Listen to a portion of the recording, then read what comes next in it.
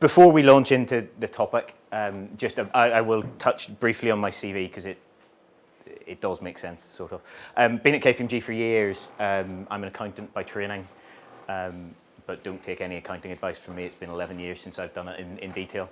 And over those 11 years, I've done, I suppose, what you would think of as typical KPMG jobs. So big projects, big technology projects, typically, and typically with big FTSE 100 companies. That's what KPMG is well known for. That all changed 2 years ago when I got that job title, and I was asked to create, lead, whatever you want to call it, a team that was designed and, as of today, sits in Shoreditch supporting technology startups. Sorry, there's a real squeak on this floor. I'm going to walk back. So the team is sitting out in Shoreditch supporting tech startups, and that is everybody from 2 people in a co-working space up to something that's a little more established but still quite small.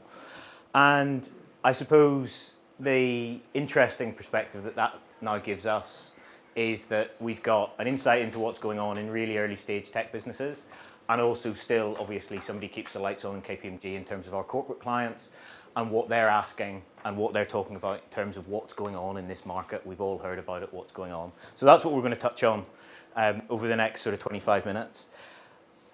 Just some housekeeping or definitional things. I'll talk about big business, and it's sort of a bit of a lie because I don't actually mean big business, or at least I don't want you to think that what I'm talking about applies to the FTSE 100. When I say big business, I basically mean any company, any established company that is trying to understand what's going on or is looking at technology as a potential route to competitive advantage and efficiency and all sorts of things. So big business doesn't really mean big business, and startups doesn't really mean startups. It does mean 2 guys in a garage, but it does mean also those more sort of 15 or 20 people companies that I think everybody around here would call SMEs, except you can't in the tech sector because you're not allowed to call something as trendy and sexy as a startup an SME. So, one last piece. Who have we actually got in the room so I know who I'm talking to? So sort of students, I presume, somewhere. Yes. Big business within the definition of what I've just called big business? And entrepreneurs in that sort of everybody else category? Okay. Ah, yes, public policy, yes.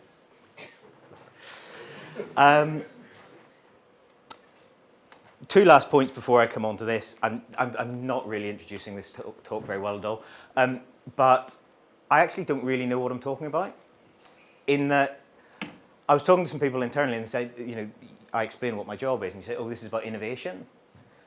And I'm not sure it is actually, and we'll talk through it, but I'm not sure that this quite sits in an innovation bucket, which then leads on to my second point, which is I don't really do theory. I like practical stuff.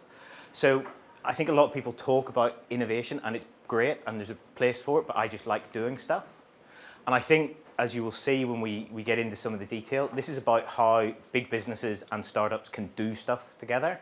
And it's not necessarily about big culture change projects and big, I suppose, what I would have known from my own life. Big projects is about just getting stuff done. Startups are sexy, or at least they're trendy. Tech City, Silicon Roundabout, Cambridge, Manchester, lots of tax breaks for investors and entrepreneurs. Startups are the place to be at the minute. And there's good reason for it. They're seen as a driver for UK PLC. They're seen as a great employment opportunity for people, and they're seen as a driver of growth for UK PLC. So that's fine. Startups are sexy. Big business, not so much.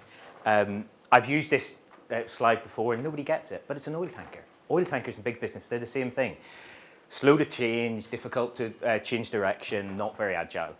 And to be honest, in the last sort of 2 or 3 years, not necessarily with a particularly good name. So, somebody had a bright idea. You take the best of startups, early stage businesses, and you put them together with the best of big business. And hopefully you get more value out of them. Now, of course, that's not a new concept. Well, most of you will be able to point to examples probably 100 years ago of larger companies buying smaller companies for customers, for new products, for the people, etc., etc. And so it's nothing new. And I suppose what I want to touch on this evening is, what does that look like in this new digital world that we're all operating in? And particularly, does that offer a competitive threat between the two? Or is it, as my first slide at least alludes to, is there a competitive advantage in it?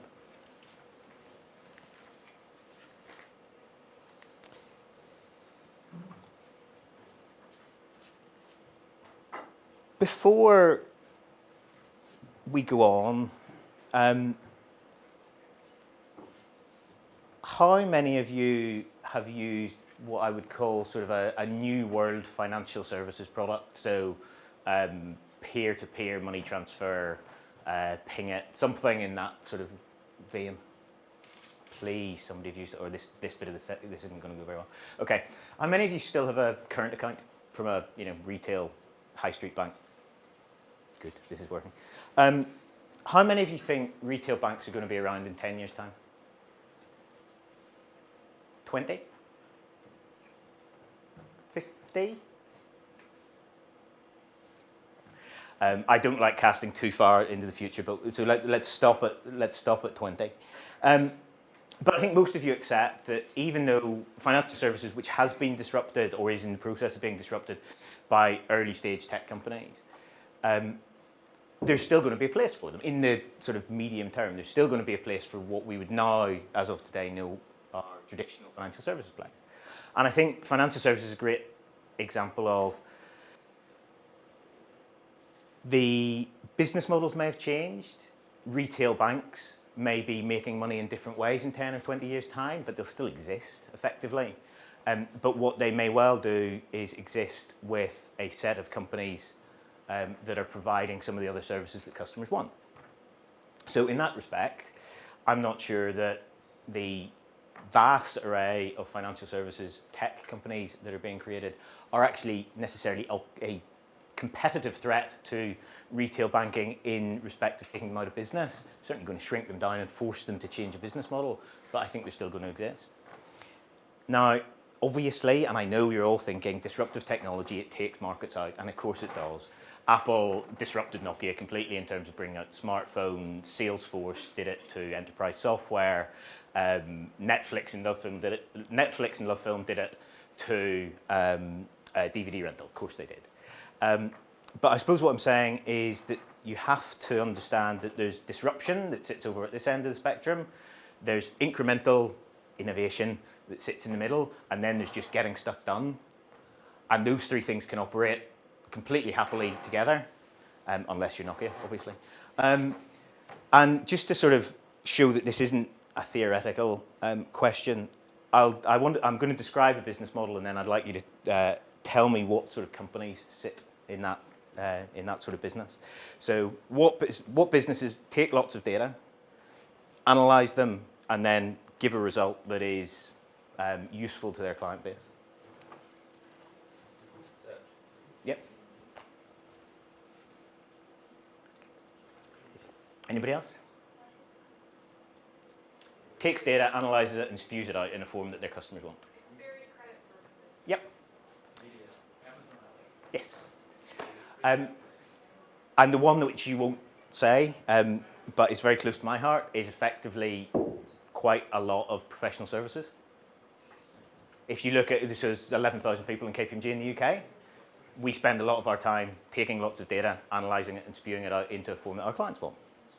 Now, I'm not suggesting that Google are about to make a massive entry into the audit market in the UK, but it just shows that there is a lot of data kicking around which is changing business models, and it's changing some very traditional business models.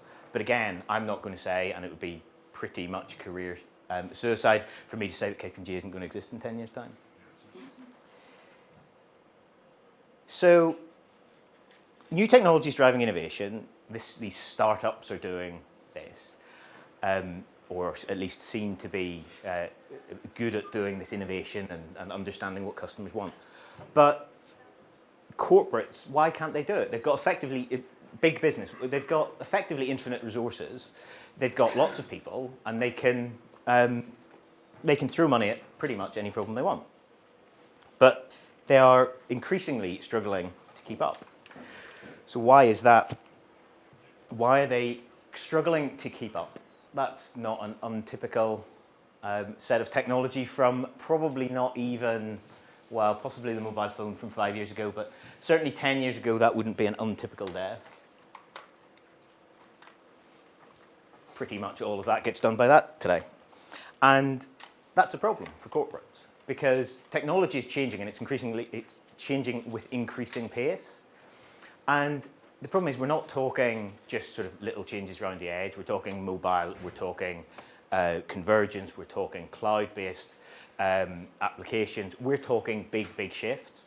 And that's a real problem for big business because they've just spent the last 30 years putting in big IT infrastructures. And if there was a stability, if they could see stability going forward into the future, they would at least consider what happens if we rip out that infrastructure and put in, new technology X. Except they know that that's not what's happening because the pace of change is increasing so quickly. Even if they ripped it out today, put in something new, they don't have that sort of certainty that big corporates like in terms of knowing that in 3 years' time, it's at least still going to work. So they're really struggling with just big technology changes. I think if I asked anybody in this room what the Henry Ford quote that refers to, they would probably get it. If you ask customers if Henry Ford had asked his customers when he was building the Model T what their customers wanted, they would have said faster horses. And this is one of the other problems that actually corporates have probably always had, big businesses always had, is customers are really bad at explaining what they actually want and indeed what they want to pay for. And again, in a new digital world, that's even more difficult because although people sort of now understand what smartphones are, I'm not sure that if you'd said to anybody 4 years ago, there's this great application where you can share photos and then they get destroyed, anybody would have actually realized that that was a business. And so customers are really bad at explaining what they want. So you've got big technology changes, you've got customers who don't even know what they're going to want today, let alone in 2 years' time. So why should corporates look at changing business models, changing how they operate, to try to take that into account? What's that? It is. What do you use it for? Interacting with a home entertainment device. Yes, absolutely. It can also measure your heartbeat. And that's pretty clever. And it's also pretty scary because now suddenly you've got what is effectively a home entertainment device that is in X millions of homes, depending on which numbers you believe, but that it's also a healthcare product. And what we're seeing is this breakdown of barriers between various sectors. So you've got hardware, home entertainment companies that are now healthcare companies, potentially. You've got healthcare companies that are actually just big data providers. And that causes problems for corporates to know, actually, well, I don't really know what I'm doing. I don't know what my customers want. And actually, even more importantly, I don't know who my competition is. But of course, what is every business looking for? I knew somebody was going to say that. Competitive advantage. They want to be able to do things better, quicker, faster, whatever you want to call it, than their rivals. So hence this, well, where do I look? As I've said, it's very, very well-trodden path in terms of you look to people who can do it quicker. You look to people outside your organization, hence the startup question. But then that, and although I am obviously looking trendy and I fit into Shoreditch very well, I don't see, this horde of suits around Shoreditch saying, where is this next big thing? Thank you very much. And similarly, when I have to go back to Canary Wharf, we don't see lots of people in jeans and a t-shirt saying, where is this customer base? We don't see this interaction. Or at least, if we do, it's at the margins. It's not very, it doesn't happen very systematically. So we ran an event, the team down in Shoreditch ran an event in November. We brought these two groups together and we asked them, what did they think of each other? And we didn't ask them when they were all together. We asked them separately, so it was fine. So what did they say? So what startups think of corporates? Slow. It is a necessary evil of a big company. They're slow in taking decisions, they're slow in making payments, they have a procurement process, etc., etc., etc. They're slow.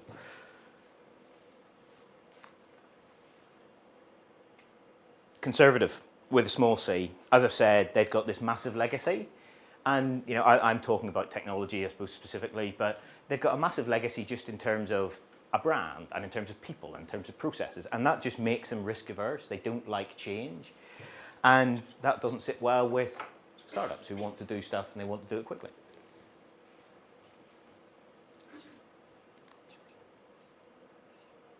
Complex, sort of builds on the size point. But navigating a corporate entity is difficult.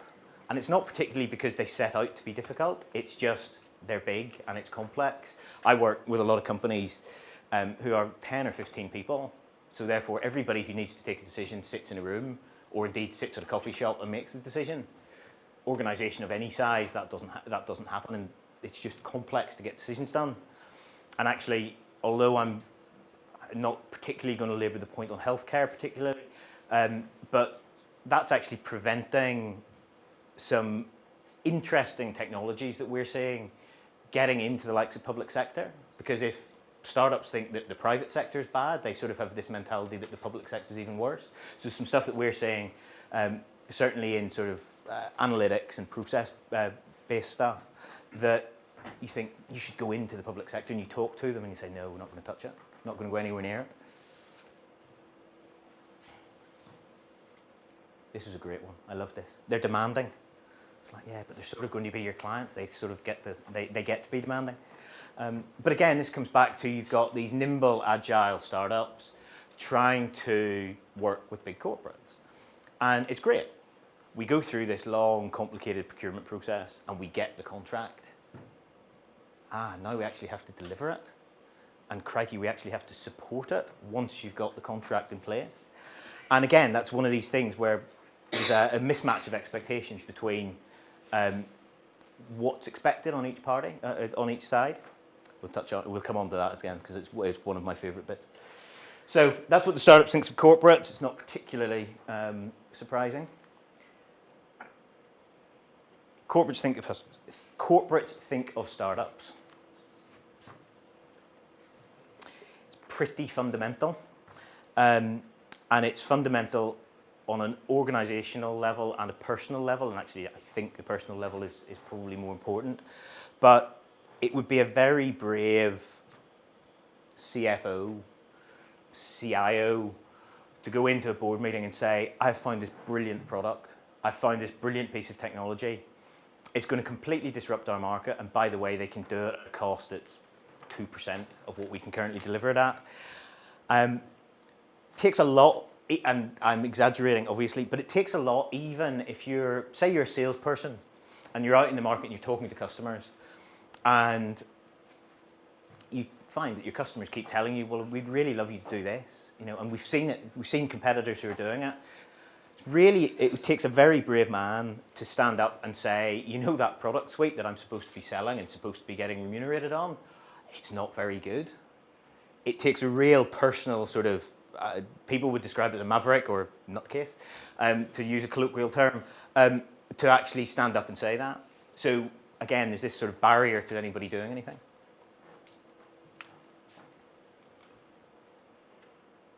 Integration. Now again, this is on a sort of both an IT perspective and just generally. Integrating something into an organization is difficult. Integrating something small into a big organization actually is quite difficult anyway. And people just don't want to do it. It's the classic quote of you never get fired for buying blue. Because as I said, if you go to a startup and say, we really love your product and we really want to use it, here's the contract, come back in 3 months' time and you will have delivered the project. It's not going to happen. You need this interaction between the two parties because it's much more of a partnership. And that mindset just isn't there at the minute in corporates. Who? Depends which number you believe, but there's certainly 1,500 tech startups in London at the minute. That's quite a lot of companies. Multiply that probably by 3, 4 in the UK, and then goodness knows how many it is globally. So if I'm sitting in the boardroom of a FTSE 10 company going, where do I get this technology? Where do I start? And even if I find them, they're going to be around in 12 months' time. If I've gone through that whole process of sticking my hand up and saying, this is a really good idea, I've been through the process of getting people to buy into it internally, and then we sign the contract, and then 6 months down the line they run out of money, that's not going to be particularly good.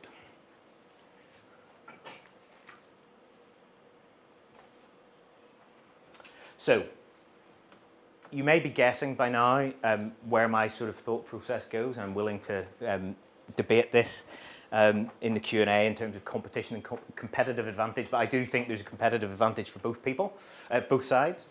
And I also said that I don't like theory, which also turns out I lied about, because I've got my model, which admittedly doesn't have much depth to it in terms of theoretical understanding.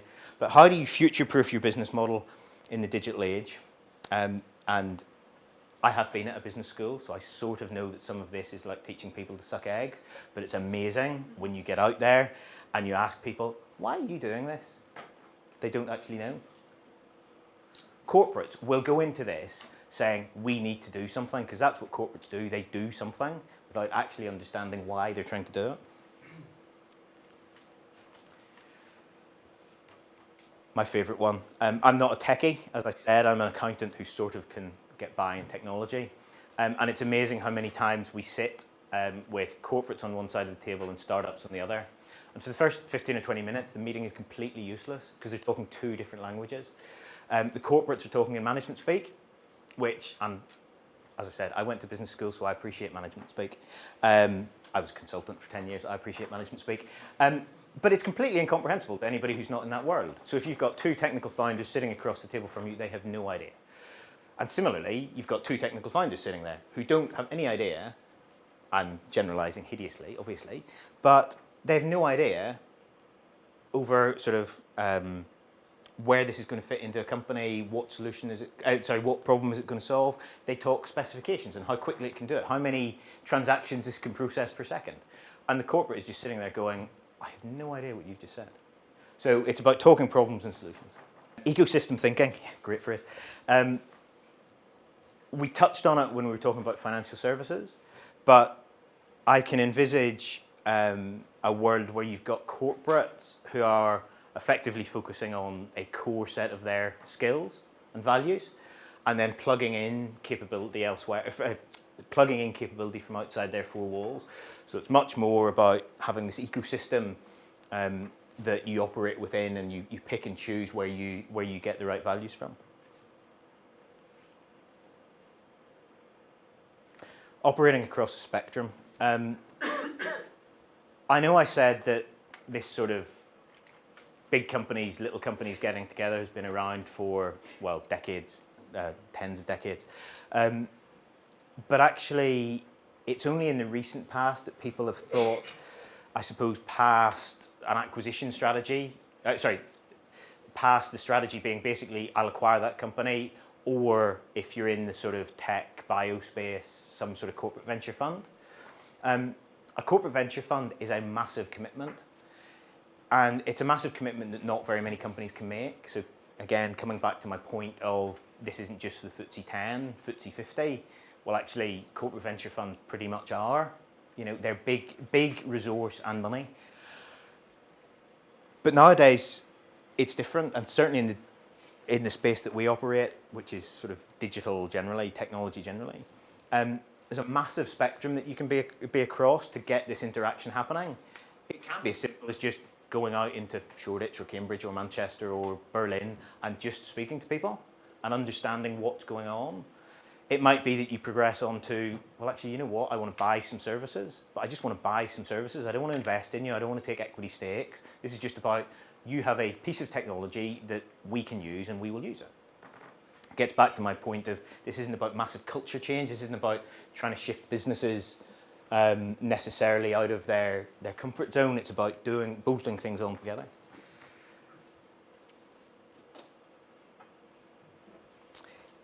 this is actually, I suppose, on both sides of the equation again, but entrepreneurs, by their very nature, are optimists. They have to be, and they have to also be very resilient, and they also have to be really good salespeople, which is great, but they have to understand what they're actually selling.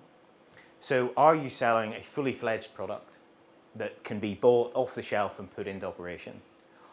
Are you selling an idea that if we could get a customer, we could actually try out whether this works in this market?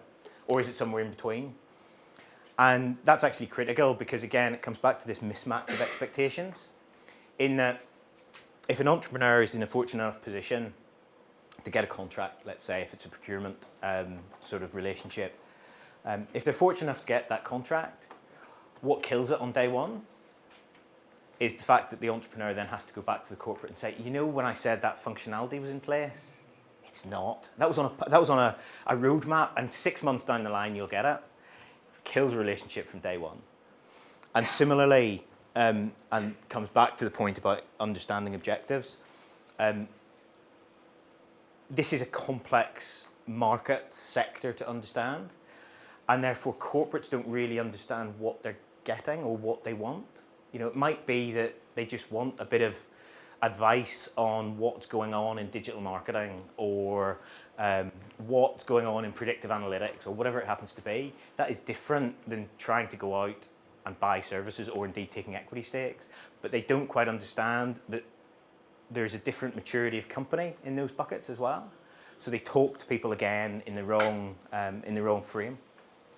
Build a box, probably metaphorically. Although, you could build one, I suppose. But metaphorically speaking, build a box. Because, as we've said, corporates are complex organisations, and you can't get around that. You may try, but you actually can't get around it because at some stage you will end up in that machine. Point I'm trying to make here is you have to understand that process and then build a box around as much of it as possible and do those steps once. So we talked earlier about procurement slowing things down. Procurement don't try to slow things down. It's just that they operate within a certain spectrum. And if somebody comes to them and says, we want to sign a contract, they go through those steps. The trick is to say, well, you know what? We've got a decision tree to make. We're not buying from IBM. We're not buying from Microsoft, so we don't go through that process. We're buying from early stage companies. Therefore, you know that procurement process. Let's shorten it down because we've already got approval for this. So instead of having to go through 20 steps, you go through 15. Instead of going through 20 steps, you draw a box and you say, these 15 we've been through before. We do that once, and then so every time we buy from an early stage company, we go through those 5. It's not about shortcutting process. Sorry, it's not about bypassing processes, it's about shortcutting them. But you can only do that if you've thought about it and you understand what you're trying to do and why you're trying to do it and where that might push you. Because if it's a procurement question, then talk to the procurement people. If it's that you want to set up a corporate venture fund, then don't talk to the procurement people because they don't know anything about it. Talk to the finance guys.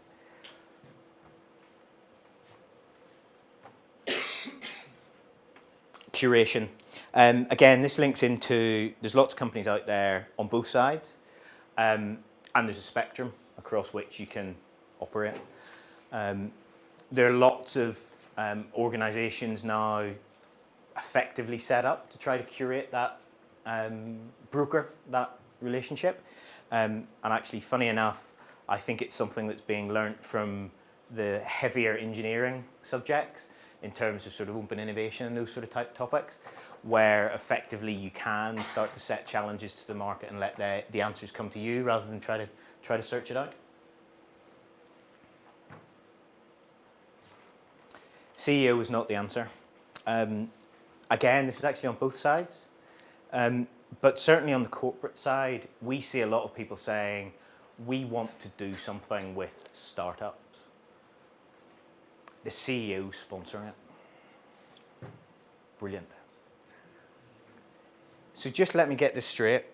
The CEO is going to do that negotiation of the contract.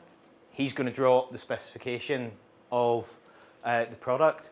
She's going to be sitting on the end of the phone when the startup can't get paid. Oh no. Ah, right. So what are you actually going to do? So once you've made this decision to do something, who's actually going to do it? So I always have to be a little careful when I say this because I report to the board in KPMG. So I do have that sort of mechanism. But believe me, Simon and Ian don't do things on a day-to-day basis. That joy falls to me. So it's about actually being able to deliver on it once you've signed the contract. You have to be able to deliver on it. So it's not just on the startup side in terms of functionality, but it's also on the corporate side in terms of keeping their end of the bargain. So you've probably guessed where I sit in this question in terms of I think there is benefit between early stage businesses and large corporates doing more together. And just to sort of put that into some sort of context, £166 billion. It's the conservative estimate as to how much cash the largest companies in the UK hold on their balance sheet. And obviously they've got stuff to do with it.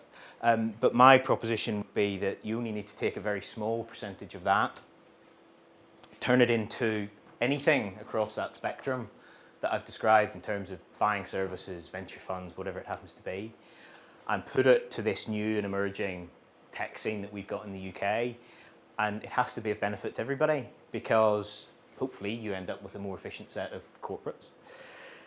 You certainly create a brilliant pipeline for early stage tech businesses. And it's hopefully the future of a more vibrant UK tech sector because that's actually what we want. It's again why I'm going to close by contradicting what I said up front, which is startups are brilliant. Of course they are. I would advise anybody to go and try one, says the man who hasn't.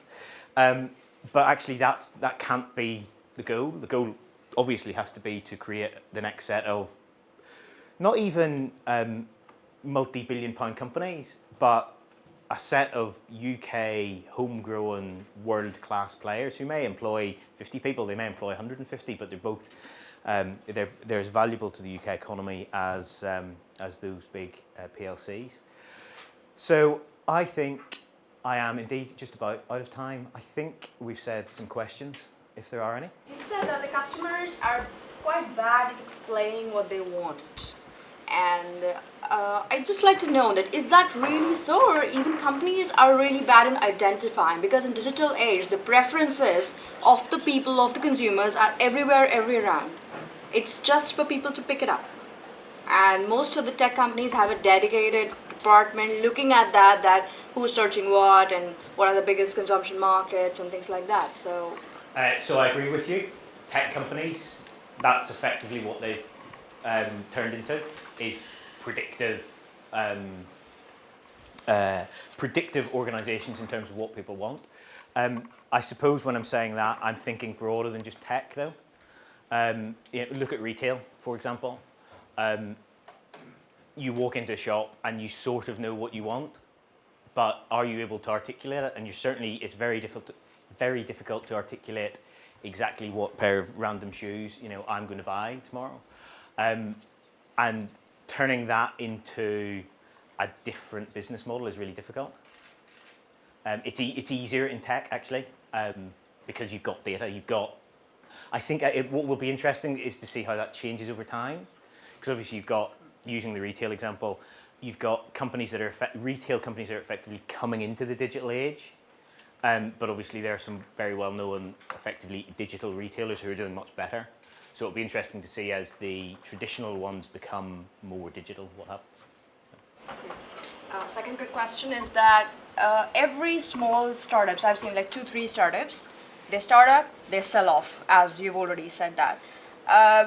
The bigger corporates are definitely having that fear that everyone in the garage is just producing a new thing and that's the problem. But the bigger brand always has that legacy, that goodwill, because of which it is slow and conservative, etc. So don't you think that in this entire big brand and small fish, big fish business, it's always the bigger brand which is winning because of their legacy? That's it.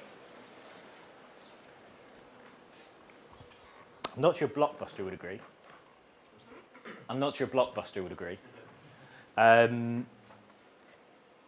Brand obviously helps because, as you say, there's that sort of safety piece. But I think the difficulty, and we alluded to it, in terms of the pace of change, and okay, I mentioned it with the technology angle to it, but the pace of change generally, I think means that customers are getting a bit bored. You know, they'll tell a company that they like, what, twice, 3 times, that you're not stocking the product I want. You know, all you need to do is look at how much time and effort somebody like a supermarket spends trying to understand what's being said on online forums about, oh, well, this product wasn't very good. This wasn't in stock in my, store down the road. That's real. That's data that is difficult to get, and fine, people will try. Customers will give that supermarket time to fix it, but they won't give them an infinite time. And obviously, in the supermarket realm, there are now competitors that are coming in.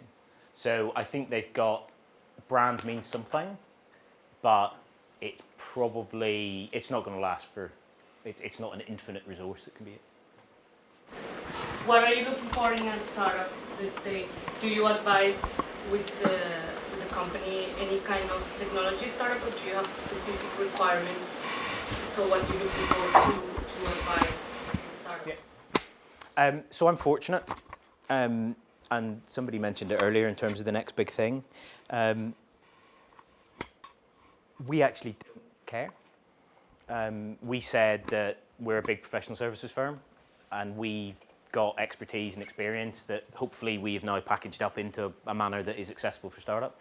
So therefore, I don't actually care. If we can help, we will. And if we can't, hopefully we sit now in a network that we know somebody who is a expert in X, Y, or Z, and we can help. So fortunately, I don't have to make that decision. We've all got our personal preferences in the team in terms of who we do think is going to be the next big thing, but no, not. It seems like startups have become synonymous with innovation, especially in the last 5 to 10 years.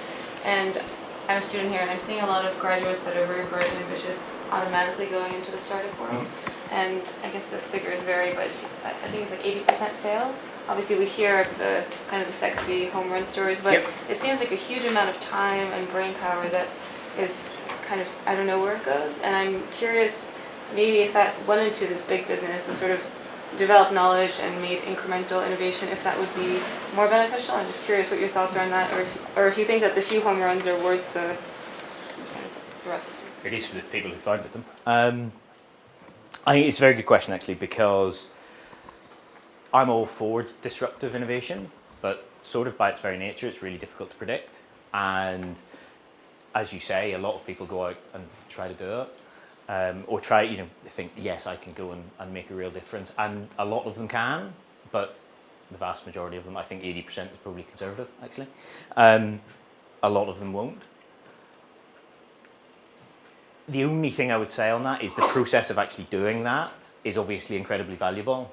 And there's no reason why you couldn't do that, fail, think, oh, you know what, I will go in, I'll take that learning and take it into a big corporate.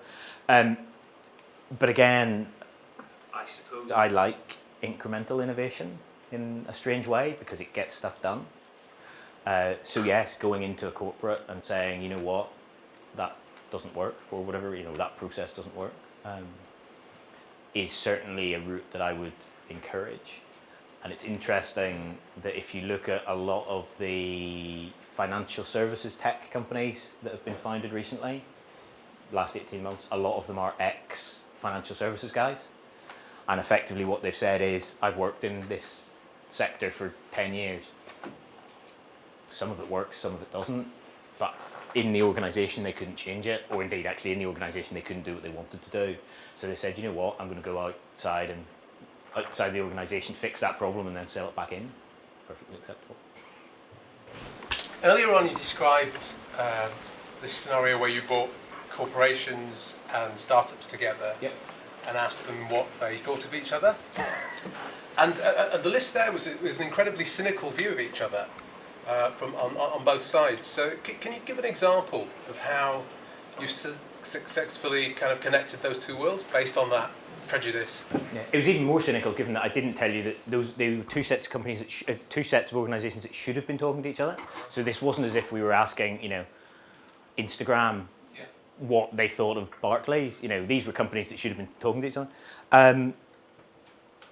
It's really simple stuff, actually, that we've found is effective. In that, as I said, you know, we've sat in meetings effectively where we've almost tried to translate, and it's not complicated. Again, you know, I'm not trying to say that, you know, we fundamentally understand both sides of the equation, but we're able to get down sort of one or two levels to say, okay, this is what you're trying to achieve, fine. Mr. Retailer, you are trying to understand digital, right? What do you actually mean? What it actually came down to in that scenario was they wanted to understand how their store footprint might change over time. So they've got a massive retail footprint at the minute. How could we use it differently in 5 years' time, 10 years' time? Now, what we then ended up doing was saying, okay, here are 4 or 5 early stage tech companies that might be of interest once we'd got to that solution. We didn't actually do anything particularly spectacular except ask some fairly sort of business orientated questions in terms of why are you trying to understand digital? What parameters are you working within? But obviously if you are in a direct sort of sales environment, a lot of people aren't comfortable doing that, and we in that case sat in the middle and just asked some stupid questions effectively, originally. So I was just trying to understand, because the question the gentleman asked was about success. So what you guys were doing, market research, or were you actually brokering a conversation? Just brokering conversation. Well-known client came to us and said, we don't understand digital, to which we said, that's very interesting, but what do you actually mean? And went through probably half a day's work with them in terms of just, you know, okay, first of all, do you understand what you mean by digital? And let's just, you know, align some expectations on that. And then, as I said, we went through a set of questions that ended up with, we've got this massive asset, our retail outlets, but we sort of understand that that might look different in 5 years' time, in 10 years' time. And they just wanted to understand, well, actually, what were the options and what are people doing in terms of in-store tracking and all that sort of stuff that might be of interest. And actually a lot of it was pointing towards, you know, well, you know, I'll use the example, you know, look at Amazon's distribution centers, you know, that's a massive use of a massive warehouse, but in a completely different way to you're using it. You know, could you look at, you know, a mixed use effectively sort of footprint, to which they said, oh yeah, that's fine. We could think of that. Therefore, okay, we then know 5 or 6 early stage companies that might be of interest if that's where your thought process is going. So all we were doing was brokering a conversation which at least stood a chance of being understood on both sides of the table.